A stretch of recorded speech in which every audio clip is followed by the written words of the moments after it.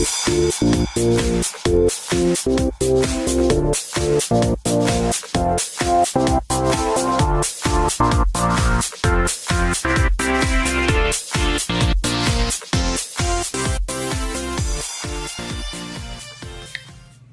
folks, Patrick with Paddycake Games here, and I'm here to tell you about my newest creation, which was inspired by Clippy. I don't know if you guys remember Clippy from Microsoft Word. I hated Clippy. He would always pop up at the worst times, and someone made a video one time showing Clippy getting beat up, and I thought that was the funniest thing ever, so that was sort of the inspiration for this game. This game is called Pocket Protectors, and it's basically a small little micro card battling game where you take on the role of right now each box is going to come with 2 characters, so this is going to be a series. Right now the first box comes with the pen and the pencil, which are named Inky and Graphite. It uses a deduction strategy to go through the basic gameplay, and let me go ahead and switch over to the table and I'll show you how this game works. Alright, so first of all, apologies for the unsteady camera.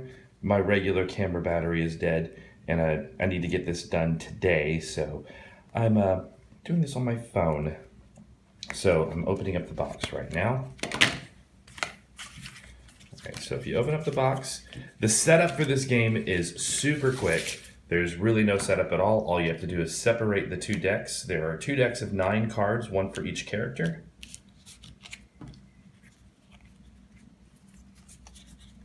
All right, so each player, this is a 2-player game, so each player will choose 1 character to represent them. So they can choose either Graphite or Inky, the pencil or the ink pen.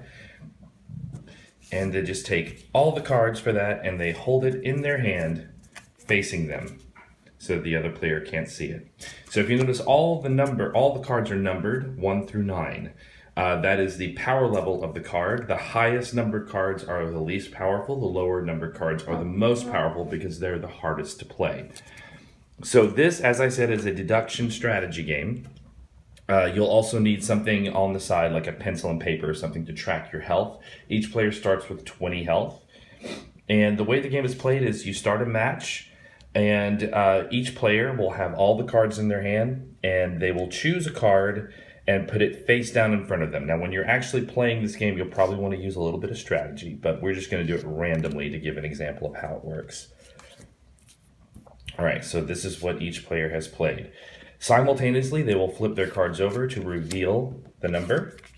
Whoever played the higher number, their card takes effect, and the other card is blocked. So in this case, Inky won this hand. Inky deals 2 damage to their opponent. The 3 is blocked, so this gets put aside. Now, once you finish a round, you take your cards and you put them down so that the number is visible. This is where the deduction strategy comes in. So if you've ever played games like Bowling for Zombies or what's the other one, Bite Me, I think it's the name of it. Where the cards that have been played are revealed, and you base your strategy of what cards you're going to play next based on what cards your opponent has already played. So 9 really doesn't help us much as far as strategy goes, but then we'll do the next hand so you can see how that will go. So Inky played a 4, Graphite played a 7, so now Graphite heals 3 damage. So Graphite gets 3 damage back, or 3 health back, and the 4 is blocked, so it goes on the side. So now you can see he's played a 3 and a 7, she's played a 9 and a 4. So you can base your idea of what the best card to play from your hand based on what cards are currently revealed. Once all the cards have been played, everything is picked up and it starts over again. And you keep playing until one player is reduced to 0 health, and that player loses the game. There's only one exception to the rule, because you may be asking yourself, how would anyone ever possibly play the number 1? Because 1 will always be bested by something else. The answer is 1 is called a booster. So 1 will always happen no matter what. No matter what other card is played, 1 will always take effect. All it does is the next card you play, it will double the damage or healing done by that card. So this is a very strategic card because you want to make sure you use it when you know you're going to be able to get the next card to actually take effect. The other really powerful ability is the 5. The 5, which is probably the hardest card to pull off, is the ultimate ability for each character. So as you can see, 5 for Graphite is called Snap and Sharpen. Until the end of the match, which is 1 game until someone reaches 0 health, all erase cards now do damage instead of healing. So he basically breaks his eraser off and sharpens the other end, and now he can do more damage. That's pretty much it. That's how the game is played. Very, very simple.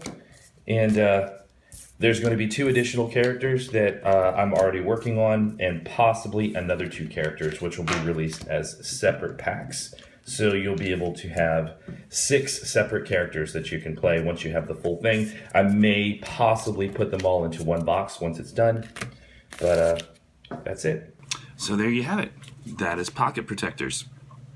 This should be available for purchase now on thegamecrafter.com. It retails for $9.99, just like all small hookbot games. And that's it. Hope you enjoyed this, and stay tuned, like and subscribe for lots more updates on Paddycake games and the different games that I'm working on. You guys have a great week. I'll see you later.